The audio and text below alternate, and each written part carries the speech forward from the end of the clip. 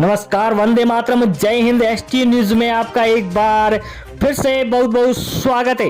दोस्तों, अगर बात करें कर्नाटक की तो कर्नाटक में मई 2023 में चुनाव होंगे। वही इस बार कर्नाटक में किसकी बनेगी सरकार, तो हम आपके बीच में 224 सीटों का सबसे बड़ा और सटीक सर्वे लेकर आए हैं। तो आप वीडियो के लास्ट तक जरूर बने रहिए और वीडियो पर नए हैं तो हमारे चैनल को सब्सक्राइब जरूर करें। वहीं इस बार कर्नाटक में आम आदमी पार्टी की एंट्री से कितना उलटफेर हो सकता है, इसको लेकर क्या इस बार आम आदमी पार्टी कर्नाटक में बड़ा दाव खेल सकती है। वहीं आम आदमी पार्टी के संयोजक और पार्टी के प्रवक्ता पृथ्वी रेड्डी ने कहा है कि 224 सीटों पर इस बार हम चुनाव लड़ने का फैसला ले लिया है। वहीं इस बार यहाँ पर आम आदमी पार्टी कर रही है बहुत बड़ा यहाँ पर उलटफेर। तो इस बार हो सकता है बहुत बड़ा यहाँ पर कर्नाटक में उलटफेर, क्योंकि कांग्रेस और जेडीए और बीजेपी और आम आदमी पार्टी इस बार किसको मिलेगी सबसे ज्यादा सीटें।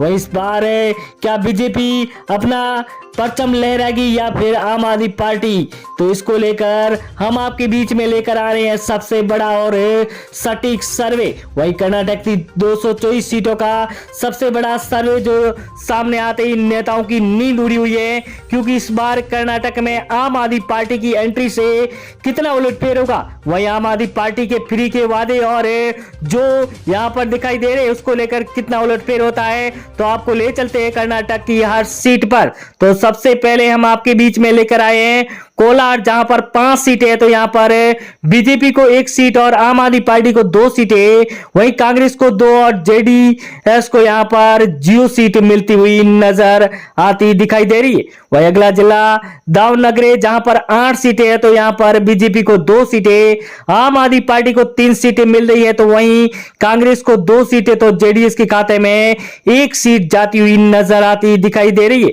वहीं अगला जिला आपके बीच में लेकर आ रहे हैं बीपीएम दक्षिण, जहां पर 8 सीटें हैं। तो यहां पर बीजेपी को 2 सीटें और आम आदमी पार्टी के खाते में 3 सीटें जा रही है। तो यहां पर कांग्रेस को 2 सीटें और जेडीएस के खाते में 1 सीट जाती हुई नजर आती दिखाई दे रही है।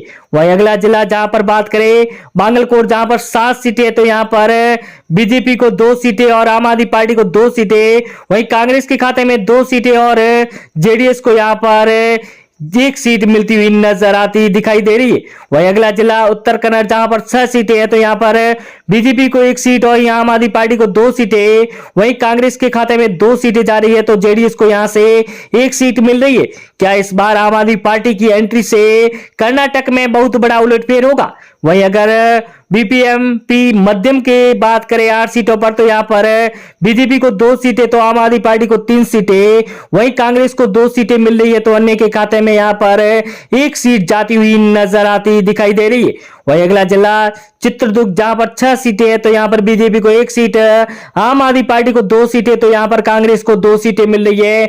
वहीं जेडीएस को यहां से 1 सीट मिल रही है। यहां पर आम आदमी पार्टी और कांग्रेस की बहुत कड़ी टक्कर दिखाई दे रही है। वहीं रायपुर की 7 सीटों की बात करें तो यहां पर बीजेपी को 2 सीटें, वहीं आम आदमी पार्टी को 2 सीटें और कांग्रेस को 2 सीटें, वहीं जेडीएस के खाते में 1 सीट जा रही है। यहां पर बहुत बड़ी टक्कर दिखाई दे रही है कांग्रेस, बीजेपी और आम आदमी पार्टी के बीच में।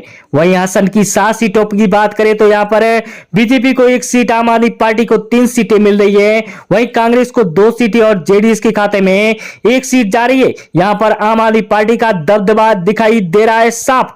वहीं अगला जिला बंगलोर अर्बन, जहां पर 7 सीटें हैं। तो यहां पर बीजेपी को 1 सीट, तो यहां पर आम आदमी पार्टी को 4 सीटें मिल रही है। वहीं कांग्रेस को 2 सीटें, तो जेडीएस को यहां से 0 सीट मिल रही है। आम आदमी पार्टी के जो फ्री के वादे अरविंद केजरीवाल कर रहे हैं बिजली, शिक्षा और चिकित्सा को लेकर बहुत बड़ा उलटफेर। वहीं बेंगलोर अर्बन, जहां पर 60 सीटों की बात करें तो यहां पर 1 बीजेपी और 4 आम आदमी पार्टी और 2 कांग्रेस को मिल रही है। तो अन्य के खाते में 0 सीट जा रही है। वहीं अगला जिला आपके बीच में लेकर आ रहे हैं बीपीएम उत्तर, जहां पर 8 सीटें हैं। तो यहां पर बीजेपी को यहां से 1 सीट, तो आम आदमी पार्टी को 2 सीटें मिल रही हैं। वहीं यहां पर कांग्रेस के खाते में 3 सीटें, तो यहां पर जेडीएस को 1 सीट मिलती हुई नजर आ रही है।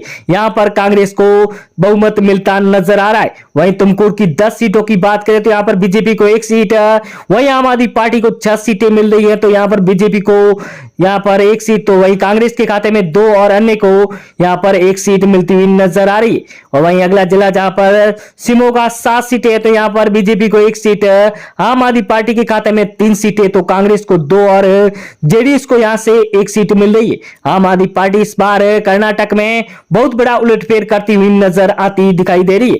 वहीं दावनगरी जहां पर 8 सीटें है तो यहाँ पर बीजेपी को 3 सीटें, तो यहाँ पर आम आदमी पार्टी को 2 सीटें, तो कांग्रेस को 2 सीटें, वहीं जेडीएस के खाते में 1 सीट जाती हुई नजर आती दिखाई दे रही है। यहाँ पर बीजेपी का दबदबा साफ दिखाई दे रहा है। वहीं बीजापुर की 8 सीटों पर बात करें तो यहाँ पर बीजेपी को 3, आम आदमी पार्टी को 2 सीटें, तो कांग्रेस को 2 सीटें मिल रही है। वहीं जेडीएस के खाते में 1 सीट जा रही है। यहाँ पर बीजेपी को सबसे ज्यादा सीटें मिलती नजर आ रही है दोस्तों।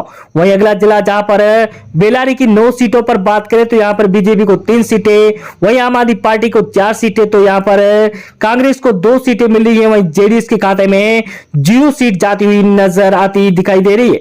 यहाँ पर आम आदमी पार्टी को बहुमत मिलता नजर आ रहा है। वहीं मुंडिया की 7 सीटों की बात करें तो यहाँ पर बीजेपी को 2 सीटें, वहीं आम आदमी पार्टी को 2 सीटें, तो यहाँ पर कांग्रेस को 2 सीटें मिल रही है। वहीं जेडीएस के खाते में 1 ही सीट जाती हुई नजर आती दिखाई दे रही है।